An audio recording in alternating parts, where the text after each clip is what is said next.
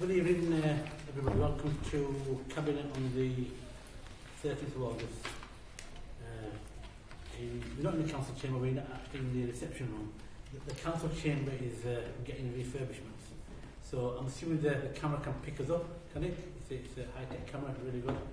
We've got Tony there from the examiner. Tony, are you okay? Can you hear me? Yeah. Good, good. So hopefully like, when we have your conversations, like, you'll be able to hear me. Anyway, firstly, membership of the committee, we have Carol Patterson, who's apologies, and Rob Walker, apologies. Everybody else is here. Minutes of previous meeting, are they correct record? Any interest? If you've got any interest, please declare them on the form and hand them to the committee clerk at the end. Admission of the public, and once again, I really appreciate you coming. If you want to say anything, please put your hands up. I'm happy to, how long it takes, so if you want to chip in or questions or comments, happy to take them as usual. Are we going deputation of petitions? No, Chair. No deputation of petitions. Public question time, like I said, I know the item that you're here for is on the agenda, but if you want to ever come in, just put your hands up, I'll bring you in. Item 8, what we'll do, we'll take item 9 first, and then we'll come back to item 8. Is that okay? Member question time. Member question time. Sorry, Ben, I've got a question. Yeah. Do you want to take the question on when we on the Honorary High School? I just want to ask a key Yes, question. absolutely, yes.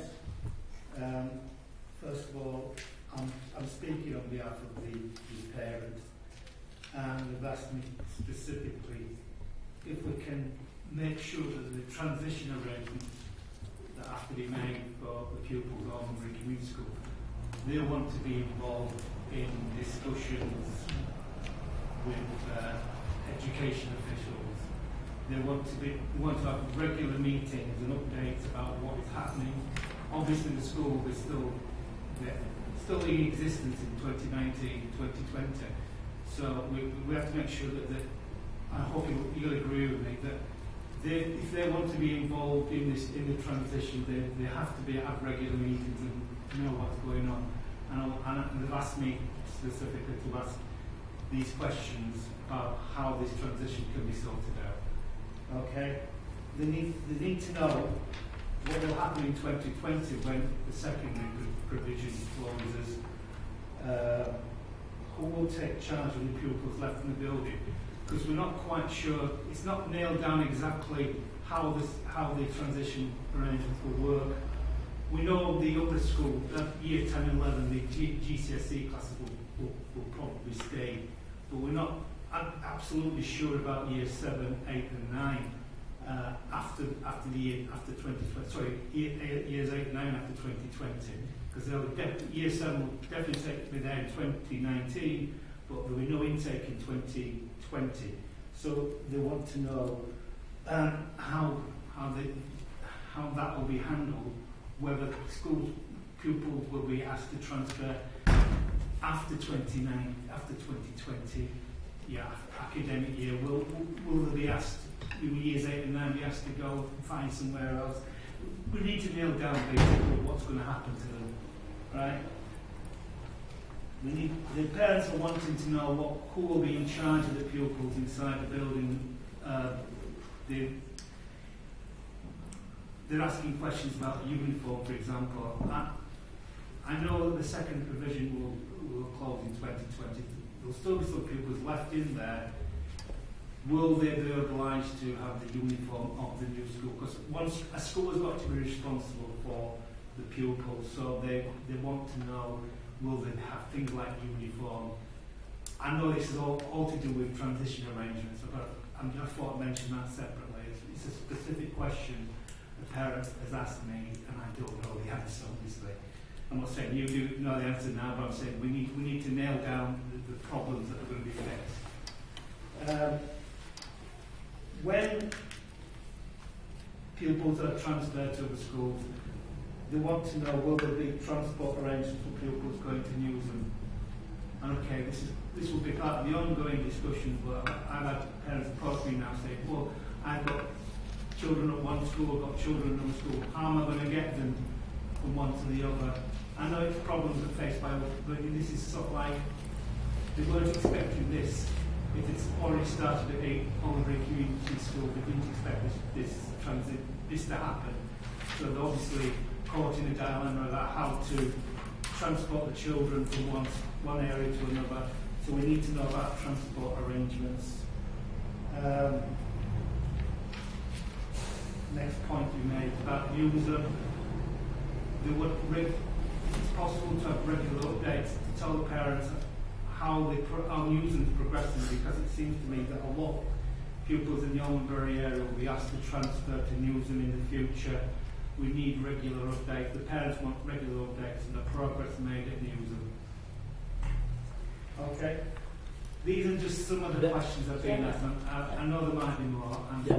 I just want to get those are the main ones, main problems I can see. Yeah. It's mainly what will happen after 2020. I'll bring you a bit from you. But before I bring other members in, are we in a position to answer these questions today, or are we not in a position? To some extent. Yeah. So I think rather than sort of like, say things and not really understand the detail, because these are very detailed questions, because there's 4 questions primarily. One is regarding the GCSE classes of year 8, 7, 8, 9, what are the transition arrangements and all the rest of it. Every single year group will be different, right? Yeah. The other one about the intakes, firm details about when the cut-off is. The other one you talked about who's in charge of pupils, uniforms, all the rest of it. I've got my own views, but I don't want to say anything because we need one story, one firm proposal. Transport arrangements, valid point, and transfer to different schools. But there's so much detail there. I didn't expect an answer to that. Yeah, but what I can say, and I'll bring the members in afterwards, what I can say is the transfer arrangements, right? I remember what I said last time, that this is actually the start. Although decisions being made, that doesn't mean to say we're going to forget about it. We want to work with you. We want to make sure that everything we do works for the child. It's important that your child and you as parents and the wider community is actually transferred as smoothly as possible, and we want to make sure that we actually do things properly with you, not rather to you. So what I want us to do is, if you can actually take away the questions right here, get an information pack, get some contact details, and then we'll work through that. Is that okay? Yeah. Part of what I was going to say when we got to item 9 was, I think it's absolutely essential that there is a continuing dialogue with parents and with young people, both in a group setting but also individually, because different families have different needs, and I want to see and make sure that happens. And I know Carol Patterson would be saying the same if she was here. As far as what will happen in 2020, there is thought that children will potentially remain in the school then, but on the roll of another school, which school that is at the moment isn't decided. That has to be negotiated with the schools. As far as uniform goes, it certainly is agreed. I know Joanne has talked to me at length about this, that as part of this we will ensure that we provide the funding for whatever new school uniform a child's having, if they're part of this transition. That wouldn't apply if somebody says tomorrow, oh, my child next week's going to go to Honley. Well, so be it. But if it's part of this process, then we will provide the school uniform funding. There's a bit about, you mentioned people being asked to transfer to other schools, and that's not how I see it. It's about talking to parents and parental preferences, and about saying, where do you want your child to go? Where does your child want to go? And enabling that, and it's seen as, over time, they will go, those who want to go to a particular school will go as, if you like, a cohort, a group together, so you keep friendship groups and people that they're used to and aware of. As for the transport to Newsom, I can't answer that, and I don't know if officers have some views on that. And as for how Newsom is progressing, I can't answer that.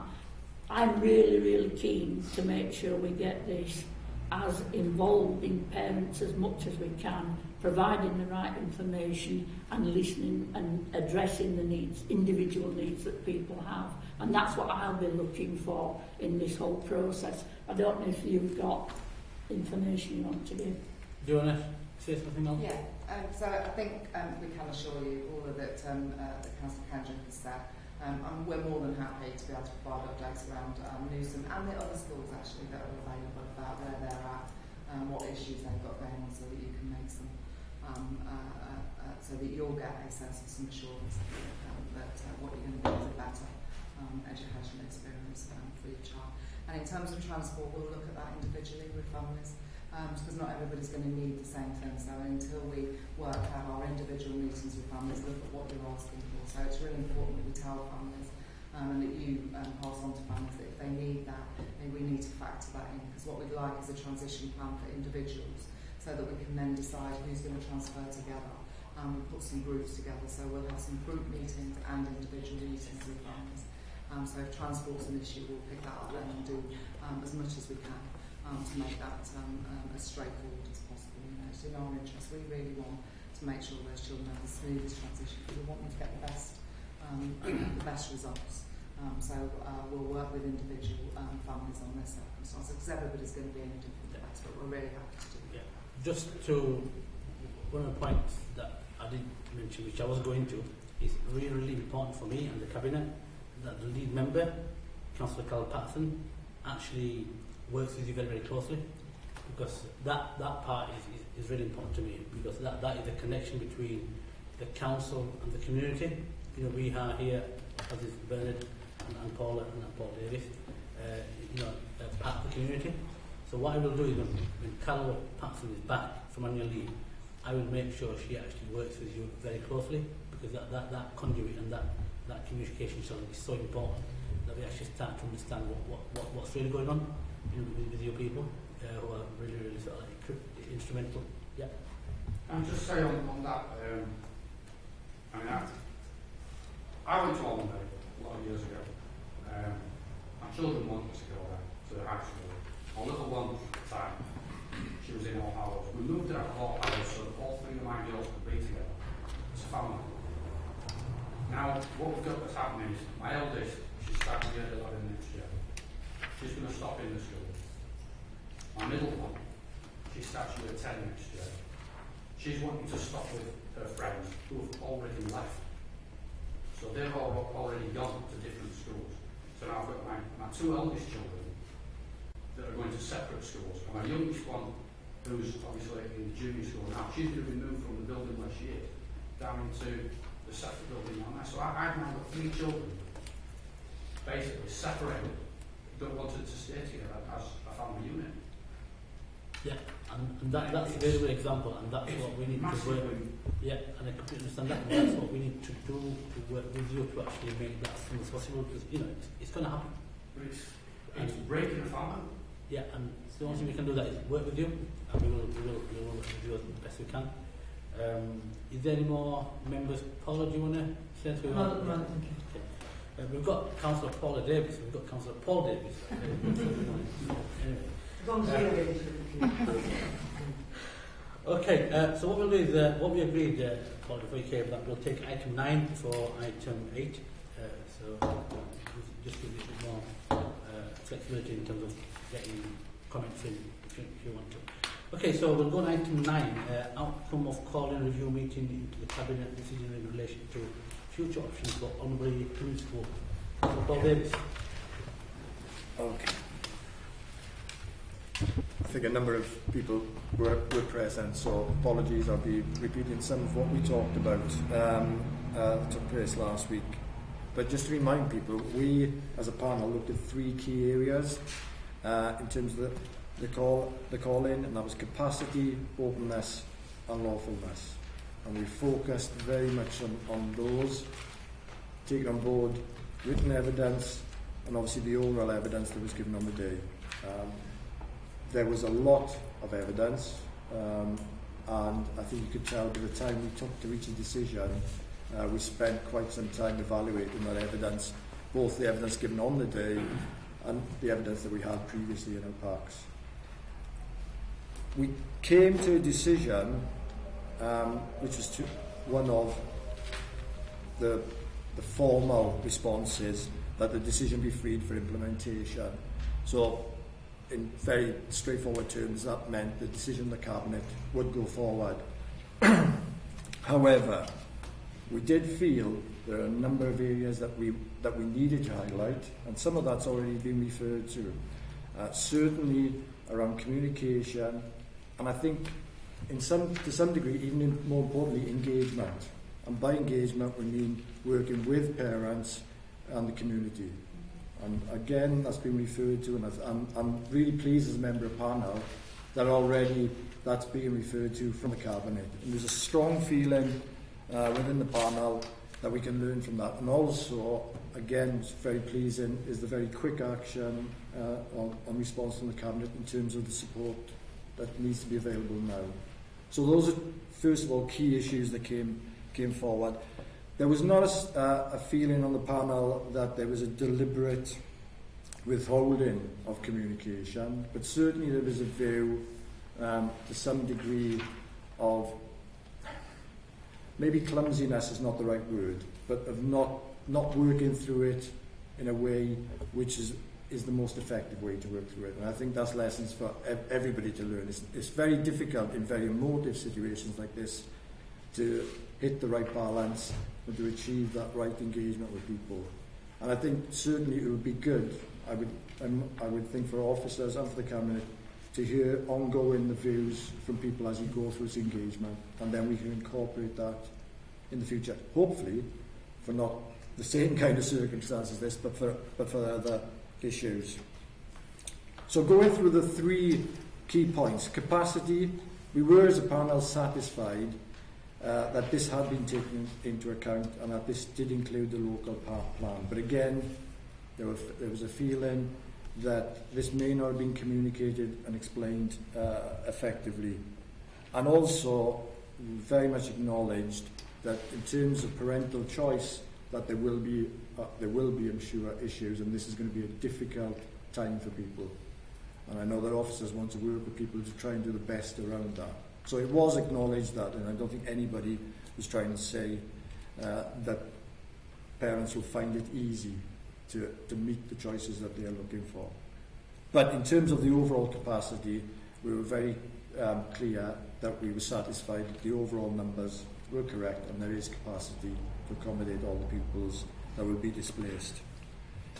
On openness, I think I've already referred to that a little bit in terms of there was not a feeling of information being held back, if you like, deliberately, but that perhaps not enough thought had been given to how that information should be communicated and that engagement. And I think, one of the things that came out a number of times was financial information, and there was reference to it being in the public realm, which we were aware it would be in the public realm, but I think there's one thing saying it's in the public realm, it's another thing for people to understand where to access that, and what can we do to help people with that access.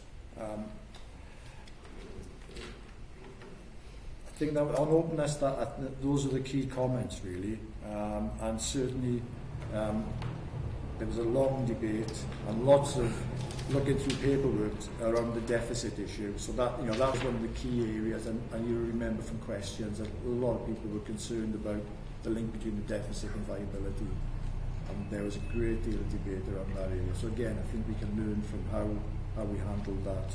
But overall, certainly felt the information was available, but maybe not in the sense that people could access that very easily or understood where to access that information. And finally, lawfulness, and this was something which we worked on the basis of the legal advice given to us and given by the legal advisors within Kirklees. And this was the debate over Section 19, if you recall, and whether the notice should have been released in Section 2 and Section 2A, and subsections rather, and the advice was very clear that as long as it was released under Section 19, then it was lawful. And we, as a panel, accepted that that statutory notice was published lawfully. And of course, the person who raised that issue in the community, if they wish to take that issue further forward, that was with them. But for us, it was very clear from the advice that we were given. So I think overall, we felt that the 3 areas we had been satisfied. I've highlighted the areas where we can learn from, and I think that's a very constructive process for us as a council to go through, and also the area of ensuring that we act now to provide as much support as we can for the parents and for the children going forward. So hopefully that, if you've got any questions or anything I've missed. Thank you, Councillor Paul Davis. David, shall I bring you in and you want to yes, unless anybody has any questions. And then we'll open to questions. Okay. I've not seen anybody indicate this, so I thought. Okay. As was said, this report on for Cabinet today is about the outcome of the call-in, which was held recently, and that call-in related to the Cabinet decision of the 16th of July. The Cabinet is asked to consider the Children's Scrutiny Panel findings as set out in Appendix 1. I don't know if everybody's had a copy of that. Yes. Yeah, okay.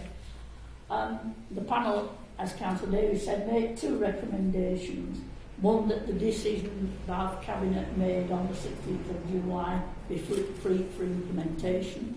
But alongside that were some caveats, if you like, that the Cabinet and Service should consider some learning points. That really is about helping, some of it, about helping people in the future, isn't it?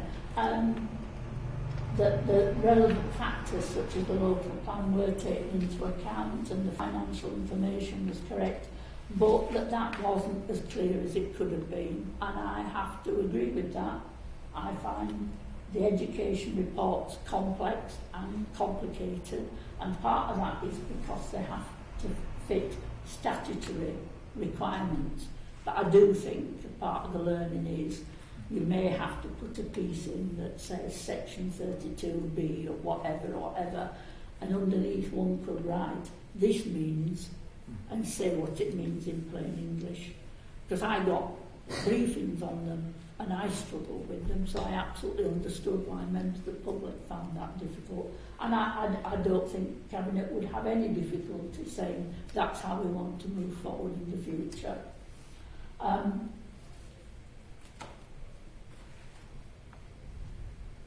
As far as the future now, with parents and pupils of Armagh, I believe that learning has to be made.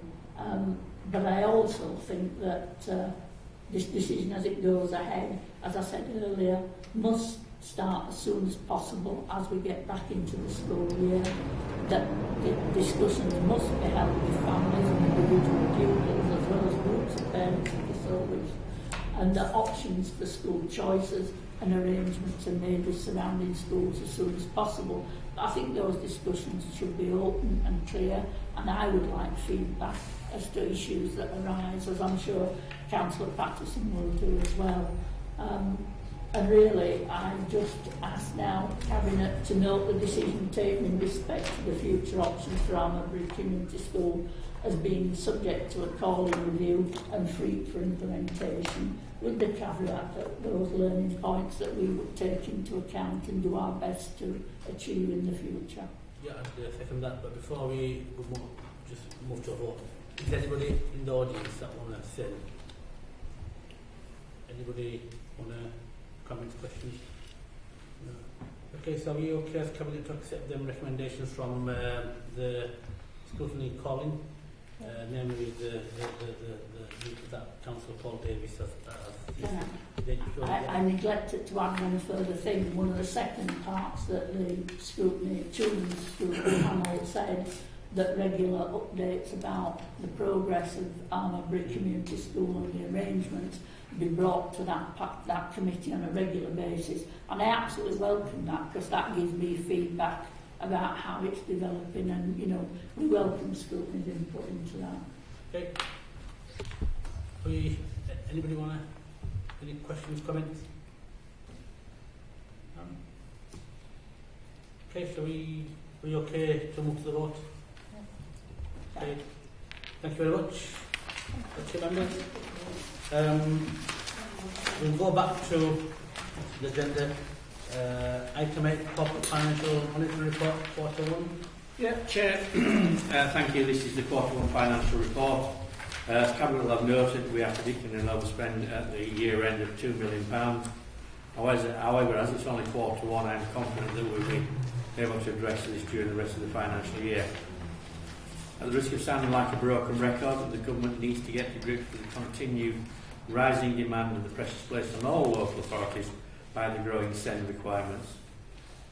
As a result of this rising demand, the Cabinet will note that we are proposing to remove the unbudgeted projected overspend of £4.2 million for SEND provision to the balance sheet of the dedicated schools grant funding account.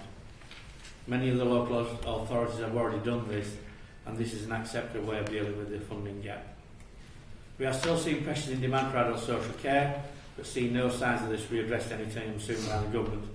So we will continue to manage as best we can the pressures placed in our budget. Government have indicated that they will be announcing a one-year settlement for local authorities on the 11th of September. This is for the next financial year. Whilst an early settlement is to be welcome, I suspect that this will be very much a holding settlement and will not address the growing demand for services we see in many areas of the Council. If the settlement follows the same pattern as in previous years, the LGA is predicting a £5 billion shortfall between what is required to deliver services and the amount LAs are likely to receive.